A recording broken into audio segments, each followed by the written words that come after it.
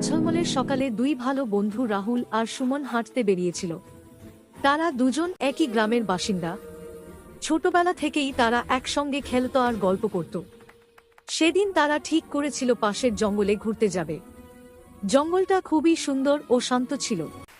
আকাশে সূর্য উজ্জ্বলভাবে জ্বলছিল। পাখিরা গাছে গাছে বসে মিষ্টি সুরে গান গাইছিল। গাছের পাতা হালকা বাতাসে দুলছিল। রাহুল বলল, সুমন, এখানে আসা কত সুন্দর। সুমন বলল, হ্যাঁ, মনে হচ্ছে যেন একটা জাদুর জগতে এসেছি। তারা জঙ্গলের ভেতর ধীরে ধীরে হাঁটতে লাগলো। হঠাৎ তারা এক অদ্ভুত আওয়াজ শুনতে পেল। সেই আওয়াজ আসছিল সামনের বড় একটা ঝোপ থেকে। তারা থেমে গেল। রাহুল বলল, তুমি কিছু শুনলে?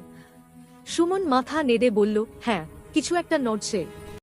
হঠাৎ সেই ঝোপের ভেতর থেকে একটা বিশাল কালো ভালুক বেরিয়ে এলো।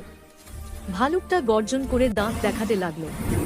রাহুল আর সুমনের চোখে ভয় স্পষ্ট দেখা যাচ্ছিল। রাহুল বলল, সুমন, দৌড়াও।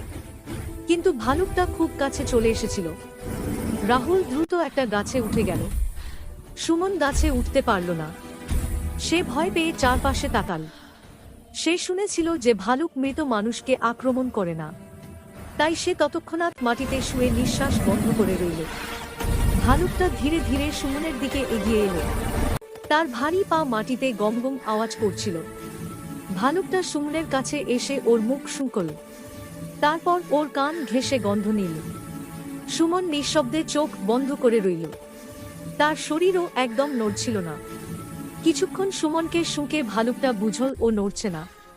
ভালুকটা ধীরে ধীরে জঙ্গলের দিকে চলে গেল। রাহুল গাছে বসে পুরো ঘটনাটা দেখেছিল। ভালুকটা চলে যেতেই সে তাড়াতাড়ি গাছ থেকে নেমে এলো। সে সুমনের কাছে এসে বলল, তুমি ঠিক আছো তো? সুমন ধীরে ধীরে চোখ খুলল।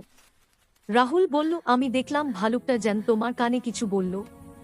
সুমন হেসে বলল, হ্যাঁ, ও বলল, বিপদে যে বন্ধু পালিয়ে যায় তার ওপর ভরসা করো না।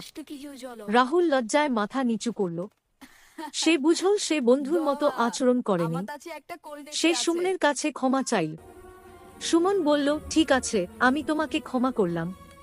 তারা একে অপরের হাত ধরে বাড়ির পথে রওনা দিল।